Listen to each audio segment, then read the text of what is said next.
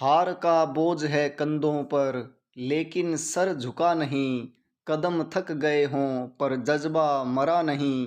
रात लंबी कुछ और है अभी, यह हम भी मानते हैं।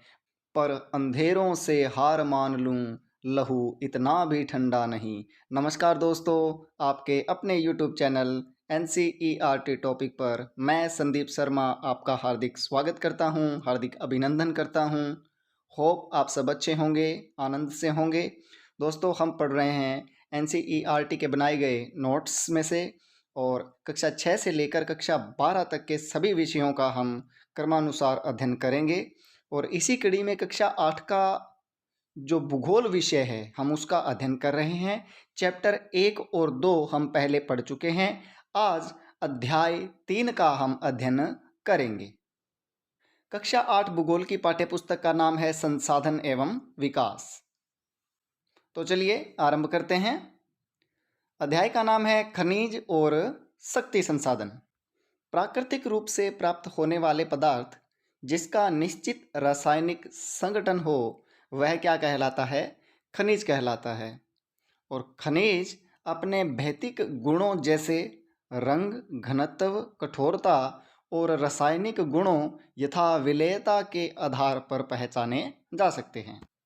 इस चित्र के माध्यम से समझिए, खनिजों को दो तरह से विभाजित किया गया है, धात्विक और अधात्विक।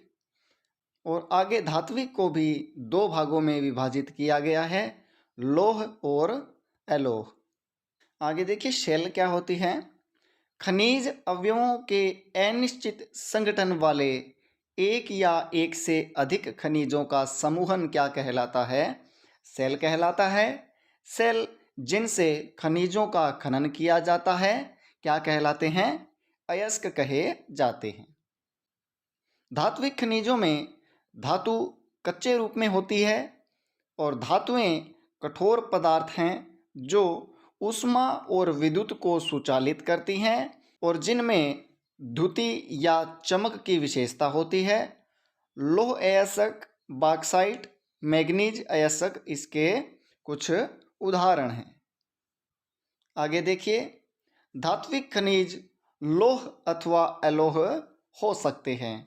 लौह खनिजों जैसे लौह अयस्क, मैग्नीज, क्रोमाइट में क्या होता है? लोहा होता है। अलोह खनिजों में लोहा नहीं होता, किंतु कुछ अन्य धातु यथा सोना, चांदी, तांबा या सीसा हो सकती है। अधात्विक खनिजों में क्या नहीं होती? धातुएं नहीं होती। चूना पत्थर, अब्रक और जिप्सम इन खनिजों के कुछ उदाहरण हैं। खनिज ईंधन जैसे कोयला और पेट्रोलियम भी क्या हैं? अधात्विक खनिज हैं। आगे देखिए, खनिजों को खनन, प्रवेधन या आखनन द्वारा निष्कासित किया जा सकता है। पृथ्वी के अंदर दबी शैलों से खनिजों को बाहर निकालने की प्रक्रिया को क्या कहते हैं? खनन कहते हैं। खनिज जो कम गहराई में स्थित हैं, वे पृष्ठीय स्तर को हटाकर निकाले जाते हैं। इसे विवृत खनन कहा जाता है। इम्पोर्टेंट तथ्य है और ये सीटेट 2021 में पूछा गया था दिसंबर में। आगे देखिए, गहन वेधन जिन्हें कूपक कहते हैं, अधिक गहराई में स्थित निक्षेपों तक पहुंचने के लिए बनाए जाते हैं। इसे क्या कहते हैं? कूपकी खनन कहते हैं। ये भी बहुत ही इम्पोर्टेंट तथ्य है, बहुत ही महत्वपूर्ण तथ्य है। पेट्रोलियम और प्राकृतिक गैस धरातल के बहुत नीचे पाए जाते हैं। उन्हें बाहर निकालने के लिए गहन कूपों की खुदाई की जाती है। इसे हम क्या कहते हैं? प्रवेधन कहते हैं। सतह के निकट स्थित खनिजों को जिस प्रक्रिया द्वारा आसानी से खोदकर निकाला जाता है उसे आखनन कहते हैं। धात्विक खनिज आग्नेय और कायांतरित शैल समूहों जिनसे विशाल पठारों का निर्माण होता है में पाए जाते हैं। आगे देखिए, उत्तरी स्वीडन में लौह अयस्क, ओंटारियो यानी कनाडा में तांबा और निकल के निक्षेप, दक्षिण अफ्रीका में लोहा, निकेल, क्रोमाइट और प्लेटिनम आग्नेय और कायांतरित शैलों में पाए जाने वाले खनिजों के उदाहरण हैं। आगे देखिए, मैदानों और नवीन वलित पर्वतों के अवसादी शैल समूहों में अधात्विक खनिज जैसे चूना पत्थर पाए जाते हैं। नवीन वलित पर्वतों के अवसादी शैलों में ये पाए जाते हैं। आगे देखिए, चीन, भारत, मलेशिया और इंडोनेशिया विश्व के अग्रणी टीन उत्पादकों में से है। रूस, यूक्रेन, स्वीडन और फ्रांस लौह अयस्क के विशाल निक्षेपों वाले देश हैं। उत्तर अमेरिका में खनिज निक्षेप 3 क्षेत्रों में, ग्रेट लेक के उत्तर में कनाडियन शील्ड प्रदेश, अल्पेशियन प्रदेश और पश्चिम की पर्वत श्रृंखलाएं। ये कुछ स्थान है कहाँ? उत्तरी अमेरिका में। आगे देखिए, स्विट्जरलैंड में कोई भी ज्ञात खनिज निक्षेप नहीं है। इसका अर्थ ये हुआ कि सभी खनिज वो बाहर वाले देशों से आयात करता है। पश्चिमी कार्डिलेरा में तांबा, सीसा, जस्ता, सोना और चांदी के विशाल निक्षेप हैं। हरा हीरा एक दुर्लभतम हीरा है। महत्वपूर्ण तथ्य है। आगे देखिए, विश्व की प्राचीनतम शैलें पश्चिमी ऑस्ट्रेलिया में है। वे 430 करोड़ वर्ष पूर्व बने पृथ्वी के निर्माण के मात्र 30 करोड़ वर्ष पश्चात बनी। आगे देखिए, ब्राजील विश्व में उच्च कोटि के लौह अयस्क का सबसे बड़ा उत्पादक है।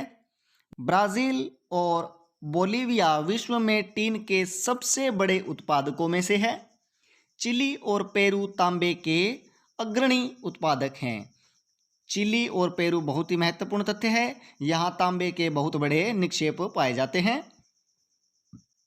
हीरा, सोना और प्लेटिनम के उत्पादन में अफ्रीका विश्व में प्रथम स्थान प्राप्त है। और सोने के लिए तो बहुत ही ज़्यादा ये अफ्रीका प्रसिद्ध है। ऑस्ट्रेलिया विश्व में बॉक्साइट का सबसे बड़ा उत्पादक है।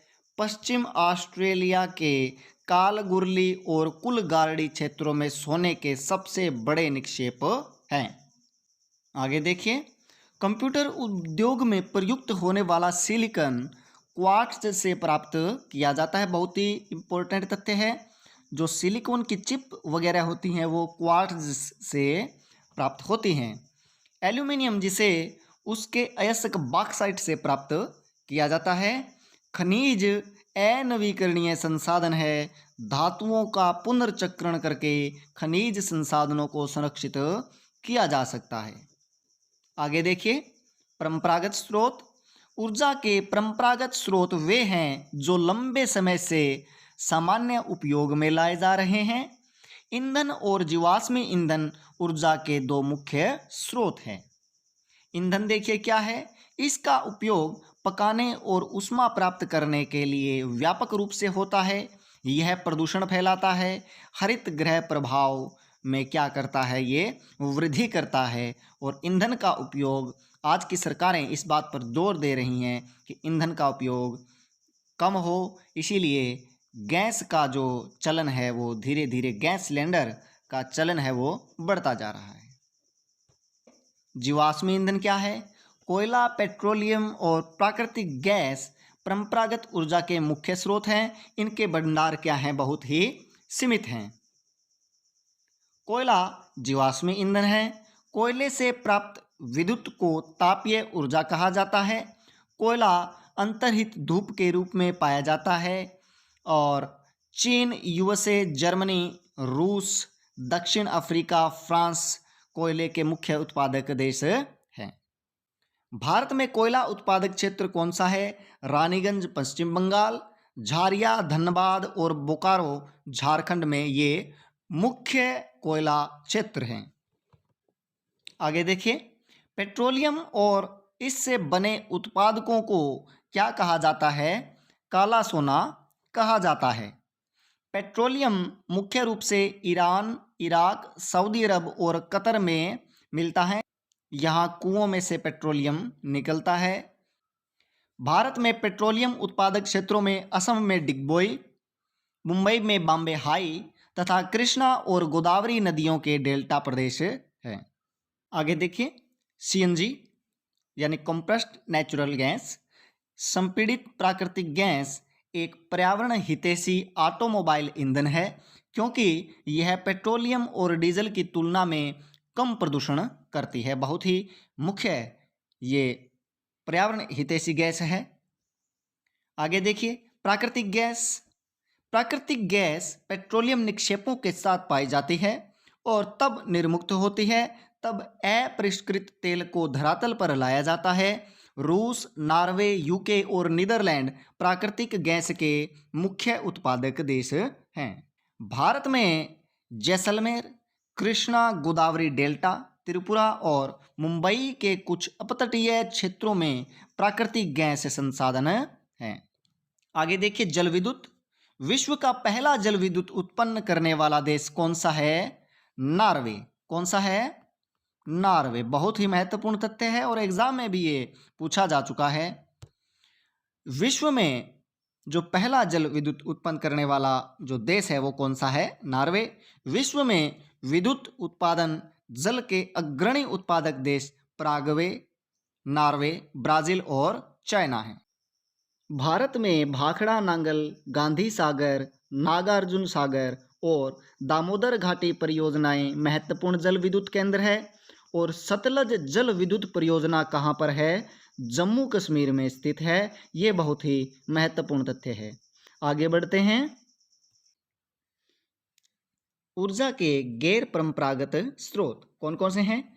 पर्यावरण प्रदूषण को रोकने के लिए ऊर्जा के गैर परंपरागत स्रोत जैसे कि सौर ऊर्जा, पवन ऊर्जा, ज्वारीय ऊर्जा जो कि नवीकरणीय हैं के उपयोग की आवश्यकता है। और प्रदूषण को कम करने के लिए पूरा विश्व ऊर्जा के गैर परंपरागत स्रोत के उपयोग पर जोर दे रहा है। सौर ऊर्जा, सूर्य के ताप से ये प्राप्त होती है। सूर्य से सौर ऊर्जा सौर सेलों में विद्युत उत्पन्न करने के लिए प्रयोग की जा सकती है। इनमें से कई सेलों को सौर पैनलों से तापन व प्रकाश के लिए शक्ति उत्पन्न करने के लिए जोड़ा जाता है। आगे देखिए, एक महत्वपूर्ण तथ्य दे रखा है। विश्व का प्रथम सौर और पवन ऊर्जा चलित बस अड्डा कहाँ है? स्कॉटलैंड में है। इंपॉर्टेंट तथ्य है।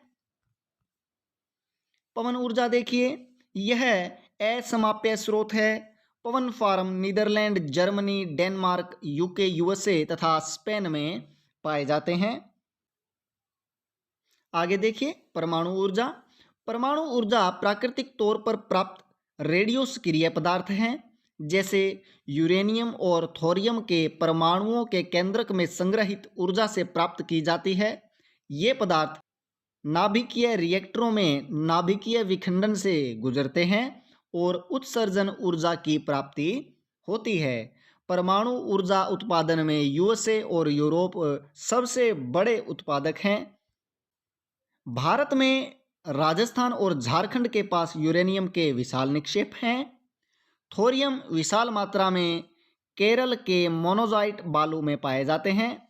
और भारत में स्थित परमाणु ऊर्जा के संयंत्र तमिलनाडु में कलपक्कम, महाराष्ट्र में तारापुर, राजस्थान में कोटा के निकट राणा प्रताप सागर, उत्तर प्रदेश में नरोरा, कर्नाटक में कैगा और हरियाणा के गोरखपुर में, एक गोरखपुर यूपी में है और एक गोरखपुर हरियाणा के फतेहाबाद जिले में है।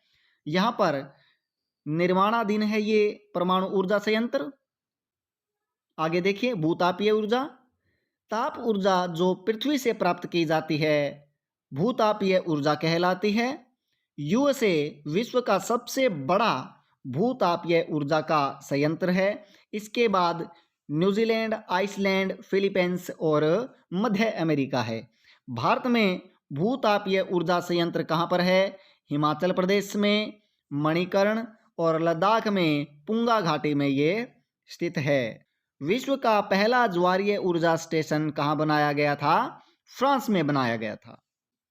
ज्वारीय ऊर्जा क्या है? देखिए, निम्न ज्वार भाटा का उपयोग विद्युत उत्पन्न करने के लिए होता है। रूस, फ्रांस और भारत में कच्छ की खाड़ी में विशाल ज्वारीय मील के चित्र हैं। बायोगैस देखिए क्या होती है। जैविक अपशिष्ट जैसे मृत पौधे, जंतुओं के अवशेष, पशुओं के गोबर, रसोई के अपशिष्ट को गैसीय ईंधन में बदला जा सकता है। इसे हम क्या कहते हैं? बायोगैस कहते हैं। जैविक अपशिष्ट बैक्टीरिया द्वारा बायोगैस संयंत्र में अपघटित होते हैं, जो कि अनिवार्य रूप से मीथेन और कार्बन डाइऑक्साइड गैस का मिश्रण है। और वर्तमान में जो बायोगैस के संयंत्र है वो हरियाणा राज्य में अत्यधिक लगाए जा रहे हैं ग्रामीण क्षेत्रों में। और गोबर गैस के जो प्लांट है वो इसी तरह के एक उदाहरण हैं। तो दोस्तों, आज की क्लास आपको कैसी लगी ये कमेंट करके ज़रूर बताएं। और आप यदि चैनल पर नए आए हैं तो चैनल को ज़रूर सब्सक्राइब करें और इस कक्षा को आप ज़्यादा से ज़्यादा शेयर करें। दोस्तों, अगली कक्षा में जल्द ही आपसे मुलाकात होगी। जय हिंद, जय भारत।